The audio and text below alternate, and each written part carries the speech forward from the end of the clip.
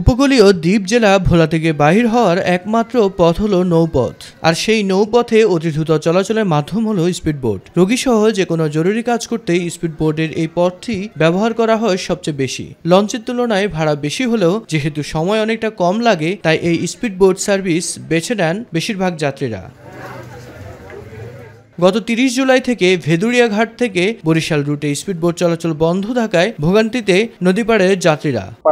গাড়ি ঘোড়া পেতে আরো সমস্যা, সেই জন্য আমাদের জন্য স্পিডবোট থাকাটা অনেক জরুরি। স্পিডবোট বন্ধ, এখন লঞ্চে যাওয়া লাগবে, যার জন্য আমাদের দুরবস্থা হইতেছে। এখন আমাদের স্পিডবোটে যখন হবে না, তখন আমরা লঞ্চে চলে যেতে হবে।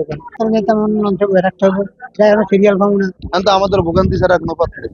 বিআইডব্লিউটিএ কর্মকর্তার হয়রানিতে নির্ধারিত মূল্যে ভাড়া নিতে পারছেন না বলে অভিযোগ বোট মালিকের। দীর্ঘদিন ধরে বিআইডব্লিউটিএর সহকারী পরিচালক রিয়াদ হোসেন আমাদের কাছ থেকে প্রতি মাসে টাইম টেবিলের নাম করে 1200 টাকা করে চাঁদা নেয়। এছাড়াও আরো 60,000 টাকা প্রতি মাসে হেড অফিসের নাম করে আমাদের স্পিডবোট মালিকদের কাছ থেকে নিয়ে থাকে। বোট মালিকরা সরকার কর্তৃক নির্ধারিত ভাড়াকে তোয়াক্কা করছে না বলে অভিযোগ বিআইডব্লিউটিএ কর্তৃপক্ষের। সরকারি নিয়ম বহির্ভূত কোনো কিছু করা হয় না। তাদের অভিযোগ সম্পূর্ণ মিথ্যা, ভিত্তিহীন এবং উদ্দেশ্য প্রণোদিত।